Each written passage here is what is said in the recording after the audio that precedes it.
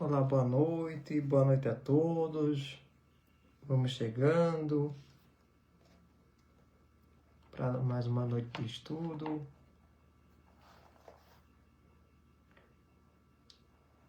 Vamos chegando. Vou começar primeiro com a nossa prece, como de costume. Eu quero fazer nossa prece, porque sempre é importante que possamos convidar toda a espiritualidade benfeitora para estar conosco na noite de hoje. Então é muito importante que nesse momento refletamos, que possamos convidar sempre Jesus para estar ao nosso lado, nos acompanhando, nos ajudando, nos inspirando, porque nós sabemos que nós somos apenas servos dentro da seara espírita. Eu quero começar com a oração. Pai querido, Jesus querido, eu quero te agradecer, Senhor, pelo dia de hoje. Eu quero te agradecer pela oportunidade de estar aqui, unido e reunido, Senhor, com os nossos irmãos que irão participar desse estudo, com aqueles que verão esse estudo depois que ele estiver disponível nas redes sociais. Queremos convidar a todos os irmãos, encarnados, desencarnados, para que possamos meditar num tema tão rico que será para nós. Obrigado, Senhor, pela tua infinita misericórdia. Obrigado pelo dia de hoje. Obrigado pelas bênçãos. E obrigado também pelas provações que enfrentamos nesse dia. Obrigado pelos momentos difíceis que nos serviram de aprendizado. Mas obrigado pela noite. Porque se o dia foi difícil, mas também estar te servindo é um privilégio. E nesse sentido, queremos te agradecer por tua infinita bondade, por tua infinita misericórdia. E nesse sentido também queremos te rogar, Senhor, pelos nossos irmãos que jazem no leito do hospital, que jazem nas ruas, que jazem sem esperança. Por todos os teus filhos.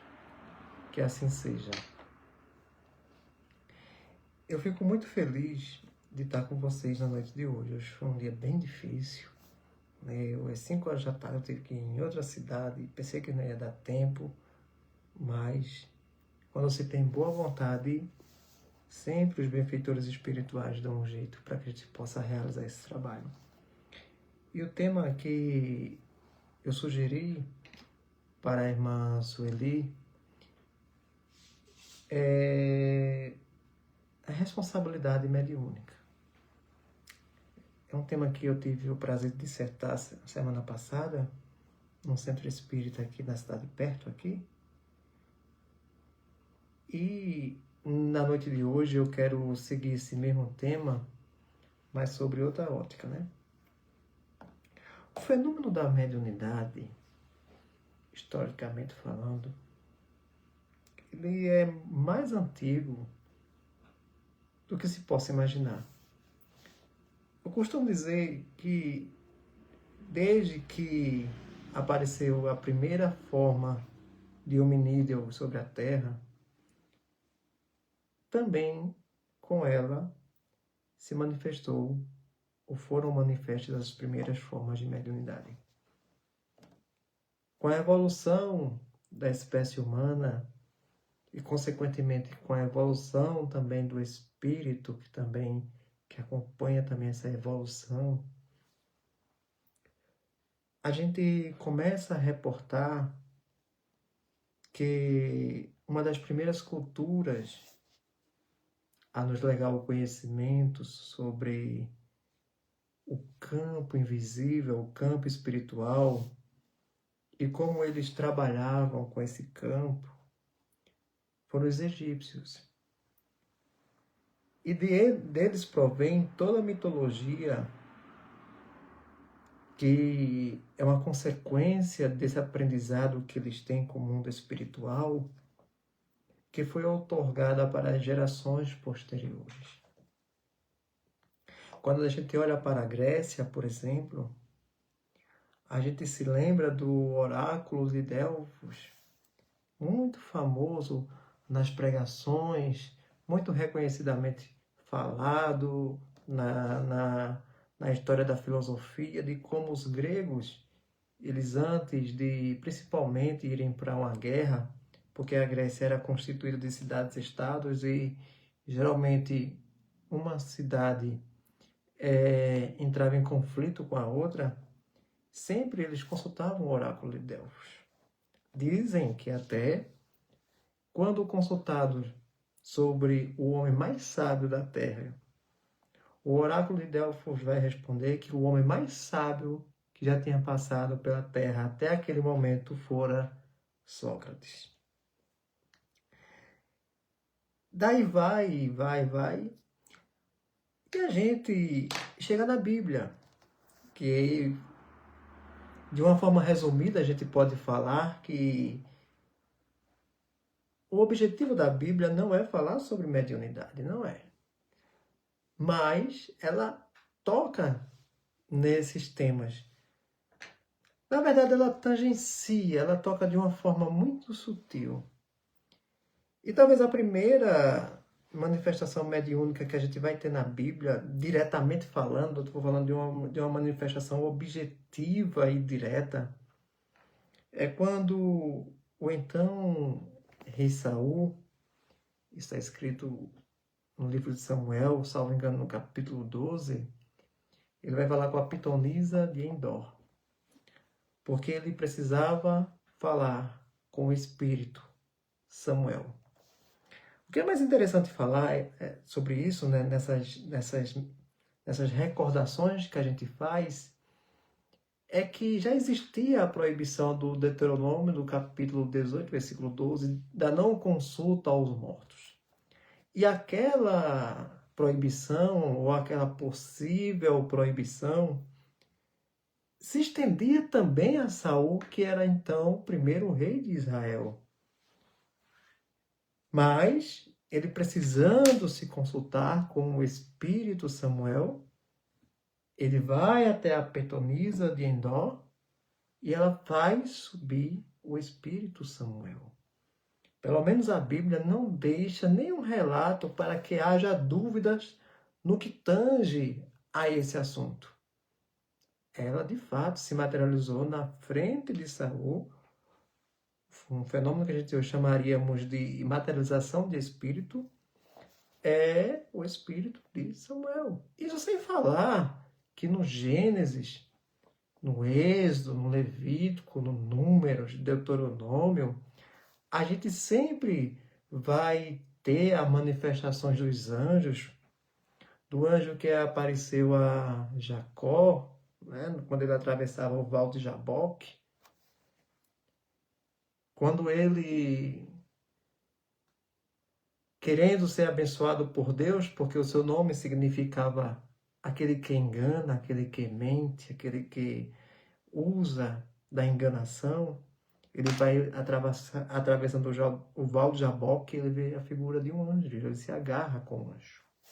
E aquilo nada mais é do que uma materialização de espírito, porque ele se agarrou com o anjo, a matéria se agarrando com o espírito. E até que o anjo vai dizer assim para ele: me solte, porque a aurora já é chegada e eu preciso ir. E ele diz: eu não te solto até que você não me abençoe. E aí Jacó não vai largar o anjo. Vai dizer: não te soltarei até que você me abençoe. E o anjo vai e toca na perna de Jacó. Ele vai ficar manco. Mas mesmo assim, ele não desiste e se agarra com o anjo. Até que o anjo olha para ele e diz assim: como é teu nome? Ele diz: meu nome é Jacó. Pois a partir de hoje você se chamará Israel. Você não vai ser mais conhecido como aquele que engana, mas agora você vai ser conhecido como aquele que luta com Deus. Eu fico emocionado quando eu começo a ler essas passagens da Bíblia, porque são passagens lindíssimas, são passagens assim que têm um encanto para nós, porque imaginem, só fazendo um parênteses aqui, todos nós que lidamos na seara mediúnica somos convocados a todos os dias a lutar com Deus. Não é lutar contra Deus, é lutar com Deus. É passando por todas as provações da experiência que todos os dias nós temos nesse mundo, mas tendo certeza da presença do Divino. Ainda dissertando sobre a Bíblia, ainda falando da Bíblia, claro, outra demonstração muito clara da mediunidade, da existência do mundo espiritual, a gente vai ver no capítulo 12 do Evangelho de Lucas. Quando Jesus ele tem 12 discípulos, mas convida apenas 3 para subir o Tabor. Eu não sei se algum entre vocês, e vocês podem fazer perguntas, tá? Eu deixo muito à vontade para isso. Eu não sei se vocês já pararam para refletir por que Jesus, tendo 12, só subiram 3. Se você fazer uma matemática aí básica, subiu apenas 1/4 dos discípulos o Tabor. Pedro, Tiago e João. E quando ele sobe o Tabor, junto com esses 3 discípulos, vamos orar no monte, porque era um costume orar no monte. E quando chega lá, Jesus se transfigura, as suas vestes se tornam muito resplandecentes, assim como o sol. E Jesus está conversando claramente com Moisés e Elias. Moisés já tinha desencarnado pelo menos 2000 anos antes no Monte Sinai. E Elias, segundo a Bíblia, foi carregado no carro de fogo.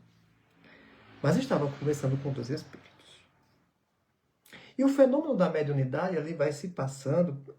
Por que às vezes a gente enfatiza tanto a Bíblia? Porque, eu não sei vocês, mas a gente tem um costume muito das pessoas perguntarem, mas isso está na Bíblia? Isso é pelo fato de nós termos sido colonizados por Portugal, e Portugal, como era uma nação católica, trouxe o catolicismo para o Brasil no século XVIII, é que vem o protestantismo, e é claro que, para a grande maioria, o livro sagrado, da grande maioria, é a Bíblia. Mas a gente vai ver manifestações mediúnicas também no Bhagavad Gita, no Livro dos Mortos dos egípcios, no livro sagrado dos hindus, ou seja, todo mundo está rodeado por essa coisa chamada mediunidade. Mas é somente no século XX que a gente vai entender como essa coisa chamada mediunidade ela funciona. Aí alguém pode dizer assim, não, Daniel, não foi no século XX, não. Foi no século XIX, não. Foi no século XX. Porque no século XIX, pelo menos no meu entendimento, na minha forma de pensar, Kardec não inventou a roda. Ele foi o primeiro a ter aquele estalo de entrevistar os espíritos, de fazer aquela maiêutica socrática com os espíritos, e dali saiu o Livro dos Espíritos, lançado no dia 18 de abril de 1857. E Kardec, que até então, até os 50 anos, era o professor Rivaio, era um homem muito comprometido com o ensino, era um homem que escreveu obras lindíssimas na área da pedagogia francesa, foi um homem que escreveu livros de aritmética, um homem versado em línguas, versado em exatas, e que ninguém entendeu, porque aos 50 anos de idade ele dá essa virada de literalmente 180 graus na vida dele para se dedicar àquilo que os pensadores da época chamavam de uma coisa materialismo sem sentido, ou de uma metafísica física que já havia sido explicada pelo magnetismo. E por que Kardec ele foi chamado para essa missão? Exatamente porque os espíritos viram nele responsabilidade mediúnica. A gente começa a ver que a chamada de Allan Kardec, aos 50 anos de idade, ele que até então ele era cético com relação a essas coisas, a chamada dele se dá exatamente pelo compromisso que a espiritualidade sabia e a seriedade que condiz com o fenômeno da espiritualidade. E ele abraça aquela missão e vai ser o codificador do espiritismo. Mas como funciona o fenômeno da mediunidade? Isso só seria respondido no século XX por dois médiuns muito conhecidos. Por dois médiuns. Um chamado Francisco Cândido Xavier e o outro chamado Valdo Vieira. E tem um livro da série Nosso Lar, que é um livro dificílimo de se ler, e o próprio Chico vai dizer isso no Pinga Fogo de 1971, 72, depois aí vocês me corrijam. É um livro muito difícil, mas que vai explicar o fenômeno da mediunidade. Então funciona mais ou menos assim. A mediunidade existe já de épocas, desde épocas antiguíssimas. Já existia, desde que o homem é homem. Mas como ela funciona? Como se processa? Como ela se dá? Aí precisou vir André Luiz, na obra Mecanismo de Mediunidade, para explicar como se dá o fenômeno da mediunidade. É claro que o meu objetivo aqui não é explicar o livro Mecanismo de Mediunidade. Não é. Mas se a gente fosse fazer mais ou menos uma comparação com o que o livro quer dizer, a gente pode fazer a comparação usando exatamente esse aparelho que cada um de vocês está usando nesse momento. Eu acredito que a grande maioria de nós, nesse momento, Mecanismo de Mediunidade, tá? É o livro Valdo Vieira, Chico Xavier. E é interessante para se perceber que o Valdo, eu não sei qual é a ordem, tá? O Valdo psicografava as páginas de números ímpares e o Chico as de números pares. Detalhe, muitas das vezes em cidades diferentes. Agora imaginem vocês, um ex-assembleiano, ou uma assembleiana, que na época eu ainda frequentava a igreja, pegar e ler uma obra dessa. E você se inteirar do contexto, da história, de como esse livro foi escrito. Aí é como Conan Doyle fala no seu livro História do Espiritualismo, que eu tenho aqui nessa biblioteca. Que, aliás, é meu orgulho essa biblioteca. Ele diz, só quem não acredita é quem não quer acreditar, porque quem não quer acreditar simplesmente não quer. Mas deixa eu falar mais ou menos como é que se dá o fenômeno mediúnico, como ele é explanado no livro Mecanismo de Mediunidade. É claro que eu não vou usar ali os mesmos elementos, não vou, tá certo? Eu não vou. Que ali ele fala de fenômenos da física do século XIX e da física do século XX. E, enfim, eu vou utilizar uma ferramenta que está na nossa mão todos os dias. Está na nossa mão todos os dias, que é o nosso celular. Então, como funciona o celular? Todos nós somos rodeados por ondas, estamos interligados por ondas, né? E o nosso celular se conecta com essas ondas. E a partir do momento que o nosso celular ele se conecta com esse campo maior de ondas, você está conectado com um campo maior, porque o nosso celular, que é o exemplo mais prático, ele é capaz de captar essas ondas, que é chamada de grande rede, chamada de internet, e quando você entra em contato com essa grande rede, você literalmente está conectado com o mundo. Ora, nós somos os celulares e o mundo espiritual é essa grande rede. E todos nós temos a nossa antena de se conectar com esse mundo espiritual. Ora, se todos nós temos a nossa antena de conexão com esse mundo espiritual, ainda sendo bem didático e ainda sendo bem pedagógico nessa questão, quem escolhe com o que eu vou conectar sou eu. Eu que estou à frente, eu que estou no controle da nau. Paulo, escrevendo aos Coríntios, ele diz assim, olha, o espírito do profeta está sujeito ao próprio profeta. Nós somos regidos por uma lei de escolha que advém do meu livre-arbítrio e das consequências que essas escolhas poderão me trazer. Sejam boas, se minhas escolhas forem boas, e mais, se minhas escolhas forem mais. Sou eu que estou no controle do meu celular. Eu posso pegar o meu celular, conectar num conteúdo que seja proveitoso para o meu espírito. Eu posso pegar o meu celular e posso colocar numa palestra no YouTube e ficar ali assistindo a hora que eu estou trabalhando, a hora que eu estou em casa sem fazer nada, a hora que eu estou relaxando. Posso botar uma palestra do Divaldo, do Raul Teixeira, enfim, tem tantos palestrantes hoje na internet. Tem aqueles que a gente gosta mais, tem aqueles que a gente se identifica menos, mas nós temos hoje, graças a Deus, palestras espíritas para tudo que é gosto. Mas quem tem o poder da conexão sou eu.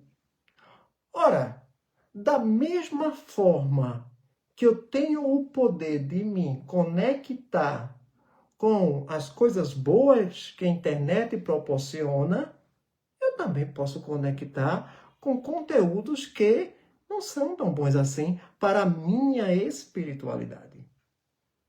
E aí que está o problema da responsabilidade mediúnica, porque quem sempre está à frente sou eu.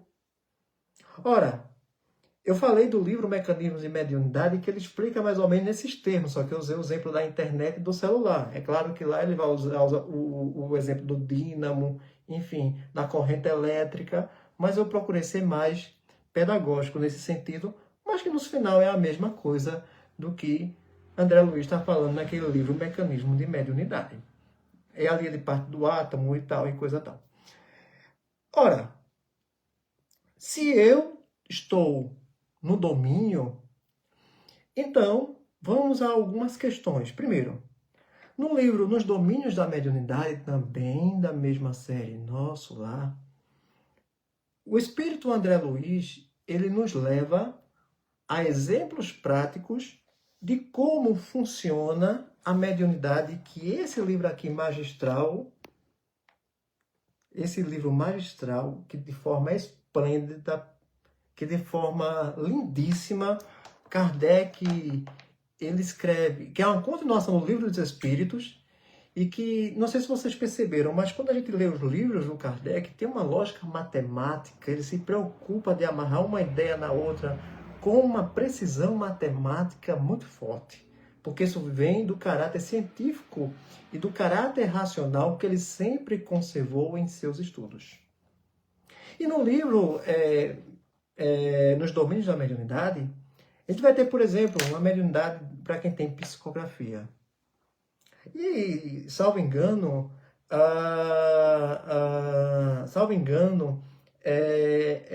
na psicografia, quando o médium está lá psicografando, ele hesita na seguinte questão. Ora, quanto disso aqui que eu estou escrevendo é meu, é animismo, e quanto disso aqui é produzido realmente pelo mundo espiritual? Embora Kardec, no mesmo livro dos médios, ele já nos dá a receita, não é? Do quanto é importante a gente botar a nossa mediunidade a essas questões, não é? Enfim, eu não estou falando aqui de fazer um caça às bruxas aos médios, não.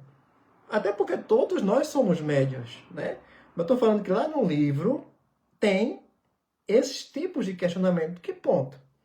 Até porque mediunidade é algo que se desenvolve. Mediunidade é algo que se desenvolve. Está lá no livro, Nos Domínios da Mediunidade. O próprio Divaldo Franco fala sobre isso. Por quê? Se você é um médium de psicofonia, ora, é claro que as primeiras mensagens podem ter mais de você, pouco espiritual. Mas com a prática, a partir do momento que você...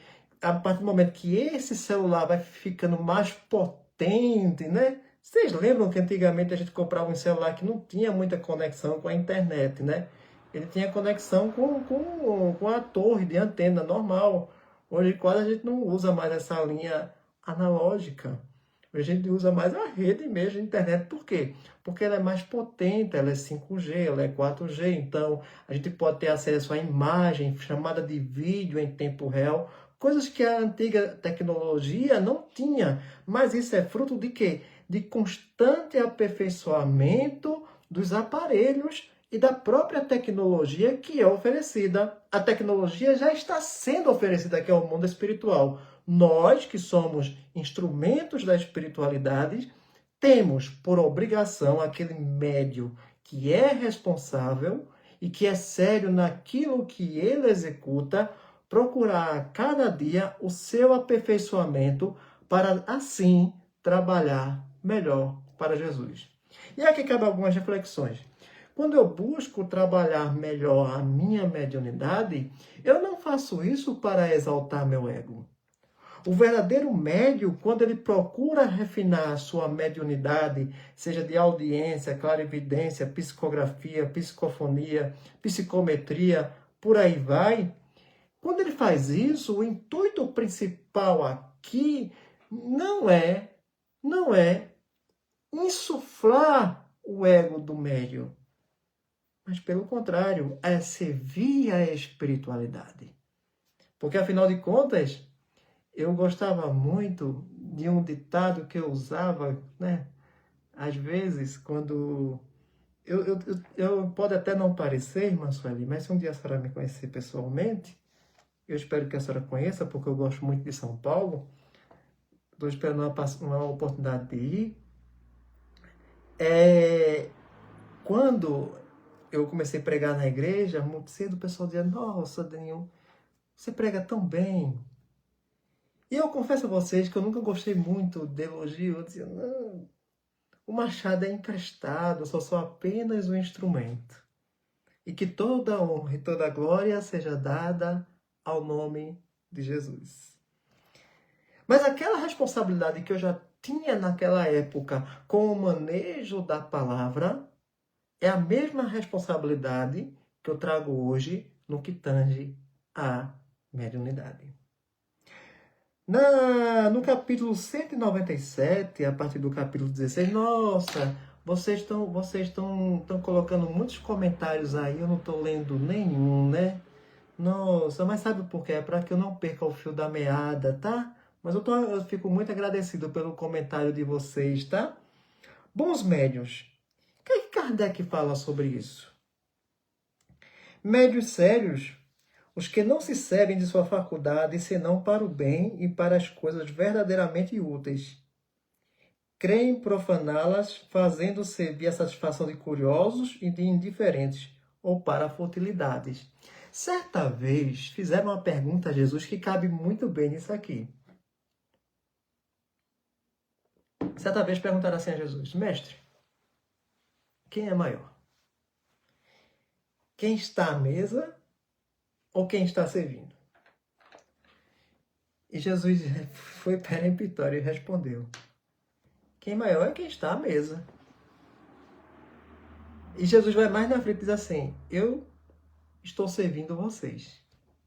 Quis dizer Jesus o seguinte, eu, Jesus, eu sou servo de cada um de vocês. Quando eu ponho a minha mediunidade a serviço do bem, a serviço da ajuda, a serviço do não querer nada em troca, eu entendi o verdadeiro significado do que é a mediunidade. Eu a exerço com mais profícuo respeito. Quando eu coloco a minha mediunidade a serviço da divulgação da doutrina espírita, eu estou colocando a minha mediunidade, mostrando primeiro que aquilo é algo natural, né? Que aquilo não é coisa do demônio, como se apregoou-se tantos anos, que aquilo é um fato natural da existência. E que quando eu faço isso para poder educar as pessoas, para que as pessoas não tenham medo de quem já morreu. Aí eu já dizia, como você vai ter medo de alguém que já morreu? Como é que você vai ter medo da sua mãe, do seu pai, do seu filho, que você amou tanto, só porque passou pelo fenômeno do desencarne? Agora, Deus me livre dele me aparecer, porque nós fomos espiritualmente educados para rechaçar aquilo que nos é diferente. E vem um espiritismo e coloca um facho de luz em cima disso. E a gente muitas das vezes tem medo de falar dessas coisas para as pessoas. Não, quer dizer, o fenômeno ele existe e ele consola. Pergunto, quantas pessoas não foram consoladas pelas mãos benditas de Francisco Cândido Xavier? Pergunto a cada um de vocês, estou aqui com 5 pessoas, pergunto a cada um de vocês aqui que me ouvem e que me ouvirão, quantas pessoas aqui, em momentos difíceis da vida, em lutas diárias da vida, nunca pegou lá o Paulo e Estevão? Vai, leu o primeiro capítulo, o segundo, quando a Abigail ela é apartada de Jesiel, Jesiel vai parar nas galés como preso, porque ele assume a culpa do pai. Joquebed ele vai ser morto, né? Porque tocou fogo nas terras de Sino Minúcio, vai ser morto. E você vê aquele sofrimento, né? Aliás, o primeiro capítulo de Paulo e Estevão é como mesmo? Martírios e Suplícios, é algo mais ou menos. Pesquisa e escreve aqui para mim. Ah, não. Corações Flagelados. Me lembrei. Corações Flagelados. Aí quando você pega aquele primeiro capítulo que lê, você para e reflete assim. Eu passo pelo que na vida mesmo? Veja, eu não estou pedindo para você ler todo aquele calhamaço todo, não. Estou pedindo só para você ler o primeiro capítulo. Ó. Olha o título dele. Corações Flagelados. Mas não tristes. Não tristes, porque mesmo quando Abigail vê que sua família caiu nas mais duras provações por conta de um ato impensado de seu pai, e quando Jesiel chega para ela e narra aquelas histórias tristes, ela chama o irmão e começa a narrar o Salmo 23. O Senhor é o meu pastor, nada me faltará. Deitar-me faz em verdes pastos. Guia-me mansamente às águas tranquilas, por amor ao teu nome. Ainda que eu andasse pelo vale da sombra da morte, não temeria mal nenhum, porque tu estás comigo. Tua vara e o teu cajado me consola. Olha que coisa linda. Vinda pela mediunidade do Chico, né? Tua vara e teu cajado me consola. A vara para guiar as ovelhas, para que elas não se perdessem no meio ali do caminho. E o cajado para dar aquelas pequenas pancadas para aquelas ovelhas mais redias. Mas ele diz que os dois instrumentos são instrumentos de consolação. E eles recebem todo aquele flagelo sem reclamar nada com a espiritualidade. Médios modestos, os que não se atribuem nenhum mérito pelas comunicações que recebem. Não. Eu sou apenas um instrumento, e é isso mesmo. É isso mesmo. A mediunidade não é nossa. É do mundo espiritual. Nós somos apenas instrumentos. Por belas que sejam, se consideram como estranho e não creem ao abrigo das mistificações. Longe de fugir aos avisos desinteressados, os solicitam. E quando a gente pensa assim, né, mediunidade com responsabilidade, a gente Claro que é os espíritas que devem ter mais cuidado com isso. Porque, ora, nós sabemos que não é só os espíritas que têm a antena ligada no mundo espiritual, não. A partir da pergunta 545, do Livro dos Espíritos, quando Kardec ele quer estudar acerca das guerras e dos conflitos, ele quer saber se os generais, eles por algum tipo de intuição, eles têm alguma visão assim do campo de batalha, do tipo de vitória que virão, e os espíritos superiores respondem sim, eles são intuídos. Agora, a única diferença, lembra do que eu falei? Quem está na sintonia sou eu. Eu que procuro me sintonizar com as coisas boas ou mais. A escolha é minha. Quando eu sou um médium responsável e sei da minha capacidade mediúnica, eu não vou procurar fazer isso para receber os louros e os aplausos de ninguém, porque eu sei que eu sou servo. Eu não sou nenhum ser anormal, eu só sou servo dos outros. Instrumento de consolação. Médios devotados que compreendem que o verdadeiro médio tem uma missão a cumprir e deve, quando isso seja necessário, sacrificar seus gostos, seus hábitos, seus prazeres, seu tempo e mesmo seus interesses materiais para o bem dos outros. E aqui é que entra, né, algumas polêmicas, né? Aqui as pessoas gostam de ser bem polêmicas, né? E aí deve-se vender, deve-se não vender os livros que são produzidos pela mediunidade. E aí, como é que eu tenho que ser responsável? Como é que eu trabalho essa questão? Eu nunca falei sobre isso, mas hoje eu vou dizer a minha sincera opinião.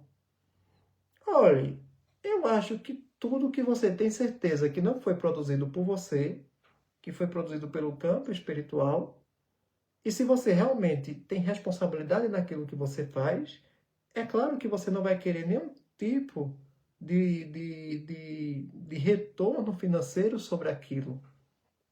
Primeiro, dai de graça o que de graça recebestes. Né? Imagine, o Chico, o maior exemplo de desprendimento material. O Divaldo, receber pela mediunidade, receber por uma mensagem psicografada, receber por uma mensagem psicofonada, receber por uma cura espiritual. Mas se Jesus ele curou a muitos, se ele confortou a muitos, ele nunca cobrou nada. Eu, particularmente, eu não cobro. Eu, particularmente, é engraçado, se eu abrir aqui um parênteses, outro dia alguém entrou em contato aqui comigo pelo Instagram, pediu meu número e fez assim: Neninho, eu quero trazer você para o meu centro, para você falar no meu centro, porque quando eu estou lá no centro, não falo assim tão mansinho não, tá? Eu me empolgo um pouco mais, tal. E hoje também eu estou indo mais devagar, porque devido às muitas palestras que nós temos para honrar, eu estou falando de uma forma mais... Pois não, minha irmã, nós temos o coração aberto em atender o convite. Mas quanto você cobra? Seu, minha irmã, pela palestra eu não cobro nada. Pela palestra, nada. Como é que eu vou cobrar por algo que foi Deus que me deu? Como é que eu posso cobrar pelo conforto que Deus me deu? Como é que eu posso cobrar se um dia, de uma forma tão inusitada, exatamente esse livro aqui caiu nas minhas mãos? Como é que eu vou, esse livro aqui, de uma forma tão inusitada, como é que eu vou cobrar pelas consolações que o Espiritismo me traz? Como é que eu vou cobrar se minhas palavras conseguem alcançar o coração de alguém e trazer lenitivo? A minha maior paga já é em servir ao Cristo, em ser útil na seara dele. Pelo menos é assim que eu sinto e é assim que eu gosto. Médiuns seguros, os que, além da facilidade de execução, merecem plena confiança por seu próprio caráter, a natureza elevada dos espíritos que o assistem e que são os menos expostos a serem enganados. Então, a gente começa a perceber que essa segurança vem quanto mais eu trabalho meu lado mediúnico, mas sempre tendo certeza da minha responsabilidade mediúnica. Sempre trabalhando para Jesus. Eu acho muito bonito, muito, muito bonito. Quando a primeira vez que eu tive contato com o fenômeno da pintura mediúnica. E dali eu comecei pensando assim, nossa, eu acho que eu sempre tive contato com os fenômenos mediúnicos, né? Mas eu não sabia que aquilo era mediunidade. Quando eu via pessoas compondo com uma facilidade, eu tinha, quando eu era da igreja, eu tinha um colega de música, tenho, que até hoje ele é meu amigo, ele hoje é pastor de uma igreja chamada O Brasil para Cristo, e nós conservamos a nossa amizade, graças a Deus. Ele disse, aliás, ele tem uma facilidade para compor e arranjar música que aquilo só vindo do mundo espiritual. Eu tive a oportunidade de ver aquele moço compondo, né, de pegar hinos e dar uma nova roupagem ao hino em questão de segundos assim, ele compunha e o hino ficava belíssimo. Eu dizia assim, Benjamin, você tem uma grande intuição para a música. Ao que ele respondia, e você, meu amigo, tem uma grande intuição para a palavra. Eu sou um levita. Ele dizia, né? Ele dizia, eu sou um levita. Eu sou aquele que gosta de louvar. E você é um missionário. Você vai ser um missionário de almas. E eu estou hoje aqui, né? No livro No Invisível, do grande apóstolo Denil e a venda de livros psicografados. Veja, eu penso assim, desde que a renda seja revertida, porque os livros do Chico são vendidos, né? Pelo menos eu comprei todos, né? Todos que foram chegando à minha mão, eu comprei todos, né? Então, eu comprei os da série romântica, os romances, eu comprei a série Nosso Lar, as crônicas de Humberto de Campos. Não tenho todos, eu já comprei um monte. Comprei todos da Zilda Gama. Já ouviram falar da Zilda Gama? Já ouviram falar? Quem já ouviu falar de Zilda Gama, bota aí nos comentários, Zilda Gama. Eu vou fazer uma provocação aí com vocês. Qual foi o espírito que ela mais psicografou? Depois vocês me respondam. Eu acho, sabe, Mauro, que o grande problema em si não está na venda. É como eu disse, Kardec, quando escreveu isso aqui se tornou um dos livros mais vendidos da França do século XIX. Porque pela primeira vez a gente tinha um tratado de filosofia espírita, coisa que até então nunca tinha havido em toda a história da humanidade. Foi o livro mais vendido. Foi tão vendido que incomodou o bispo de Barcelona, que no Auto de Fé queimou o livro de Kardec, queimou exemplares do Livro dos Espíritos. Na Espanha do século XIX, aliás, não sei por que o livro incomoda tanto, né? Eu não sei por que as pessoas sempre têm costume de colocar fogo nos livros, né? Mas eu sei por quê. Veja, eu acho que o problema, Mauro, não está necessariamente na venda do livro, porque o livro, quando se escreve, sim, é para vender, para se ter receita. Agora, o problema é quando eu me beneficio dessa venda desse livro. Eu tiro para proveito próprio. O Chico, ele tinha seu trabalho. O Chico, ele era funcionário do Ministério da Agricultura. Ponto. O Chico, ele num dos Pinga Fogo, ele fala que mesmo numa situação difícil, que o seu pai precisava de um medicamento lá, de uma injeção, e no mesmo ano tinha sido lançado Brasil, Coração do Mundo, Pátria do Evangelho, mesmo o pai dele precisando daquela medicação, e sendo pressionado pelo pai dele, mas ele vai dizer, papai, eu não posso vender esses livros porque nós estamos na mediunidade com total desinteresse. Agora, é claro, eu penso assim. Se alguém pensa diferente, também. Vamos citar um exemplo? Dizem, né? Dizem que, pelo menos eu não vejo ninguém palestrando com os livros dela, né? Eu me esqueci o nome dela. A Gasparetto, me esqueci o nome dela agora. Depois vocês me lembram. Eu já tive a oportunidade de ler a Amélie lá. Agora me esqueci, estou tão cansado, Jesus. Enfim, ninguém no centro espírita, eu nunca vi ninguém usando os livros dela para fazer palestra. Ninguém é de ninguém, tantos outros mais. Tantos outros mais. Mas é inegável que muita gente chega ao espiritismo através dos livros. Rapaz, me esqueci o nome da médium, né? Me esqueci o nome dela, né? Da família Gasparetto, né?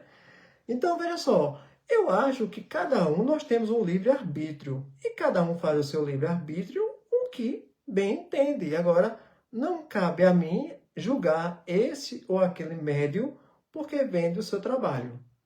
A minha opinião e a minha posição é que dentro da responsabilidade mediúnica, dai de graça aquilo que de graça recebeste. Paulo escrevendo, ele diz assim: eu trabalhei dia e noite para não ser pesado a nenhum dos meus irmãos. Aí vem aqui, medita aqui comigo. Vem aqui. Pensa comigo logicamente. Não precisa fazer muito esforço. Paulo, através dele, a mediunidade fez curas? Fez. Paulo tinha um verbo brilhante? Tinha uma mediunidade de inspiração lindíssima? Tinha.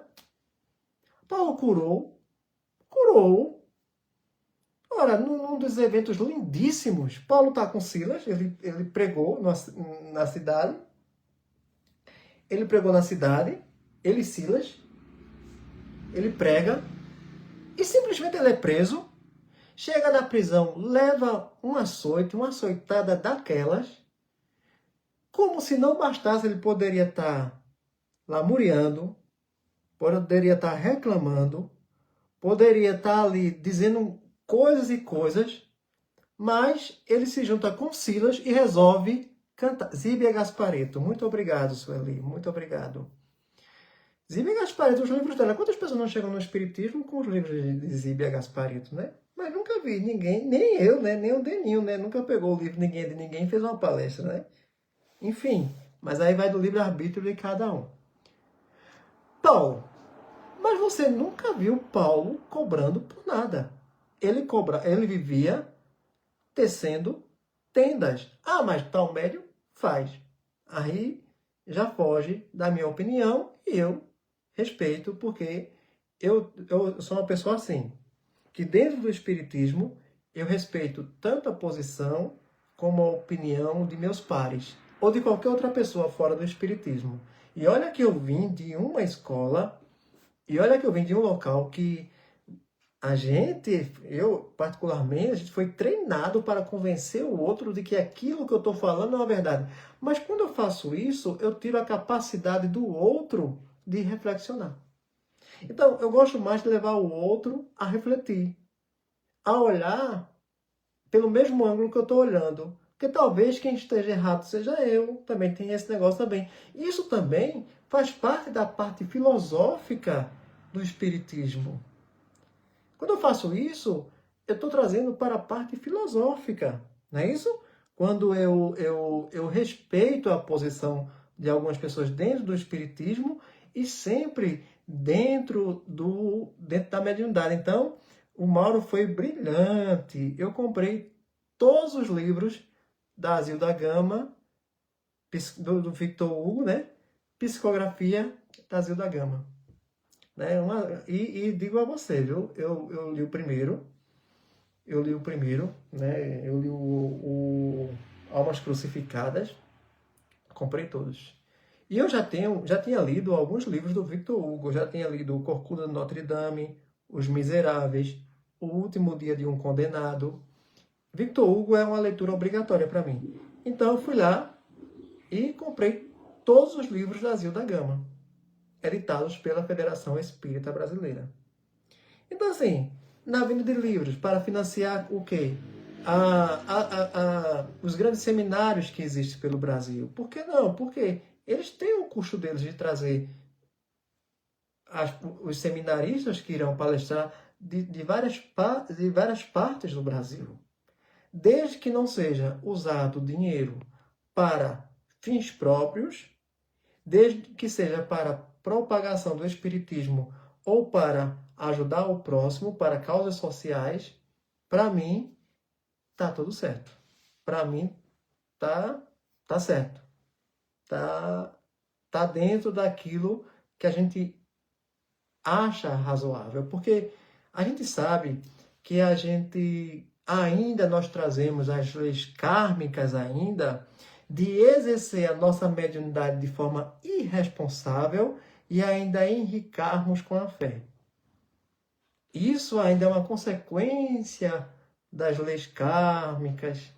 E aí vem as pessoas que, em nome da fé, teologia da prosperidade, eu olho assim, são espíritos que em outras épocas, na Idade Média, a igreja junto com a nobreza fazia parte do primeiro estado. Então esses espíritos vêm agora e vêm com sua mediunidade aflorada, tem um verbo bom, né, sabem louvar bem. Às vezes acha que sai dentro do espiritismo. Não, tem padres que são riquíssimos. Eu achava que todo padre fazia voto de pobreza, até que um me corrigiu. Eu disse, não, basicamente os franciscanos, os outros não. Mas os pastores, os carros importados, se bem que eu acho uma incongruência. Enquanto o pastor, aquele que cuida das ovelhas, aquele que em tese deveria apacentar as ovelhas, aquele que em tese deveria dar a vida pelas ovelhas, enquanto ele anda de carro importado, o irmão anda a pé. Então eu acho isso uma incongruência do Evangelho. Eu acho do Evangelho não, porque o Evangelho é perfeito, mas é uma consequência da irresponsabilidade mediúnica quando eu uso essas faculdades para aquilo que não convém. E qual é o nosso papel quando a gente vê isso? A gente pode falar? Pode, a gente pode falar. Porque não falar também é uma forma de concordar.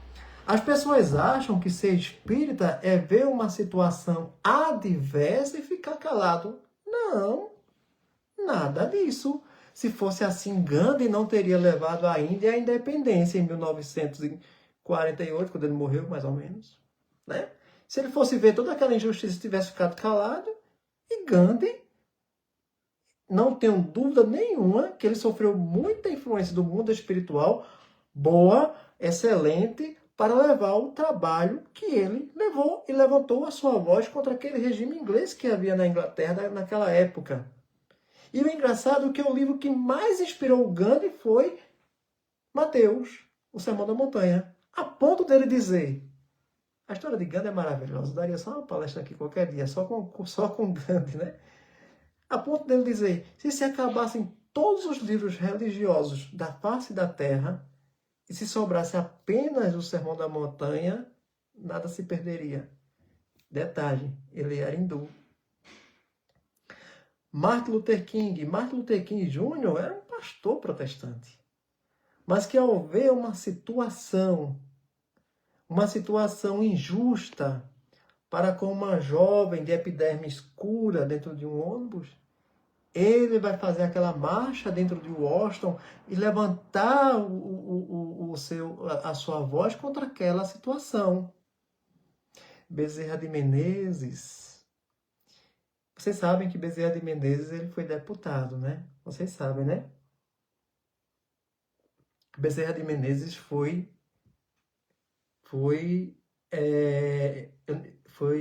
deputado. Eu não sei, eu não tenho essa informação, tá? Eu não tenho essa informação. Eu até achava que o budismo, eles viviam sem nada assim, abdicavam de tudo, né? Mas aí eu vou estar entrando num campo que eu não conheço. Eu não conheço bem como funciona o budismo, tá, Mauro? Mas eu agradeço pelo comentário, pela colocação, tá? Mas eu não conheço. Mas muito obrigado mesmo, muito obrigado. Dei muito valia o comentário. E Bezerra de Menezes, quando quiseram proibir o Brasil, que quiseram proibir o Brasil, até o governo de Getúlio Vargas, os centros espíritas eram obrigados a ter uma ata para que as pessoas que entrassem ali dentro pudessem colocar o seu nome, como uma forma de controle do Estado para com o espiritismo. Isso começou no Brasil colônia, né? E o Dr. Bezerra de Menezes, quando ele é deputado, quando a capital do Brasil era no Rio de Janeiro, ele é um dos que vai levantar a sua voz contra aquela atitude do governo imperial, que não era de Dom Pedro II, tá? Porque Dom Pedro II, ele, apesar de ser católico, mas ele era um homem muito progressista. Isso vinha mais dos deputados e dos interesses da colônia. Então, quando eu uso minha mediunidade com responsabilidade, eu consigo captar essas coisas, consigo levantar minha voz, mas mesmo assim ser um instrumento de paz. Então, o Helder Câmara aqui de Pernambuco, né? Tem uma frase dele que é sensacional, né? Eu acho assim que Dom Helder, pernambucano, um homem que se preocupou muito com as desigualdades sociais e que levantou a sua voz contra as desigualdades sociais. Um homem que fez da sua fé a sua força para proteger os mais desvalidos de sorte material aqui na vida. Então, Chico Xavier talvez não foi aquele grito, eu considero Chico aquele grito silencioso. Com o seu exemplo único, com aquela voz mansa, mas que com o seu exemplo único, ele consegue gritar como um exemplo de uma pessoa que realmente viveu o Evangelho de Jesus na sua essência. É claro que eu não estou dizendo aqui que Jesus, que Chico, ele foi perfeito em tudo que ele fez. Não. O Chico era homem como nós, o Chico era pessoa como nós, era gente como a gente. Mas ele conseguiu provar que quando se tem uma fé mediúnica e a vive com responsabilidade, você consegue ser um grito dentro de um país tão injusto como o nosso. Nós esse ano tivemos a partida para a pátria espiritual do nosso querido Divaldo. O Divaldo, deixa eu contar uma coisa a vocês. Eu não sei vocês, mas o Divaldo é aquele tipo de palestrante que quanto mais eu ouço as palestras do Divaldo, mais eu quero ouvir as palestras do Divaldo. Por mais que eu fique ali no loop, sabe, repetindo, tem algumas palestras dele, por exemplo, Holocausto pela Verdade. Nossa Senhora! Em que ele começa... Mas são homens que levantaram a sua voz. E o que será do Espiritismo daqui para frente? Por isso que nós, eu, vocês, Sueli, cada um de nós que aqui estamos nessa noite, temos que realmente sempre usarmos a nossa mediunidade de forma responsável e num momento urgente para a propagação da doutrina espírita. Eu fico incrível como muitas pessoas me chamam e dizem assim, me diga uma coisa, a sua religião prega o quê? Deixa eu contar uma coisa a vocês que eu morri de rir. E aconteceu essa semana, né? Foi uma coisa bem interessante. Eu estava no meu trabalho e chegou uma senhorinha e sentou assim e começou dizendo assim, moço, eu sou evangélica. Eu sou evangélica da igreja tal. Eu digo, que bom. E ela pegou, foi e me deu a paz do Senhor, me comprometeu com a paz do Senhor. Eu disse, amém, minha irmã, tudo bem? Ela fez, mas o irmão é crente? Eu disse, sou não, minha irmã. Ela fez, mas o irmão parece tanto ser crente, o irmão é de uma calma. Eu digo, minha irmã, crente no sentido de protestante, não. Eu sou espírita. E ela tomou aquele choque, né? Ela, como assim espírita? E ali ela olhou para mim alguns minutos, ficou olhando, e ela fez, posso lhe fazer uma pergunta? Pode, claro. Ela fez, vocês cobram quanto pelo trabalho? E é claro que eu entendi a pergunta dela. Eu fiz, a gente não cobra nada pelo trabalho. Aí eu perguntei, que trabalho a senhora pensa? Ela fez, trabalho de macumba, essas coisas. Não, irmã. O nosso trabalho é amar. O nosso trabalho é servir ao próximo. O nosso trabalho, enquanto seres espíritas, é sermos servos da Senhora. É amar a Senhora. Esse é o nosso trabalho. E para isso, a gente não cobra nada. Que Jesus abençoe cada um de vocês que na noite de hoje foram muito pacientes comigo. Já são 21 horas e eu acho que eu vou parar por aqui. Que Deus abençoe a todos. Vou fazer a prece de encerramento, tá? Fazer a prece. Jesus, queremos te agradecer por esses momentos em que meditamos no teu Evangelho, na tua palavra. Obrigado, Senhor. Obrigado pela tua inspiração. Obrigado por se fazer presente. Obrigado por tua presença. Obrigado por cada um dos nossos irmãos que aqui estiveram conosco. Dai-nos uma noite de paz, uma noite tranquila. Que assim seja. Um abraço a todos. E até a próxima, irmã Sueli, irmão Mauro, irmão George, enfim, tantos irmãos aí, irmã Celi. Um abraço a todos no coração de cada um de vocês. Deus abençoe a cada um de vocês. Até a próxima.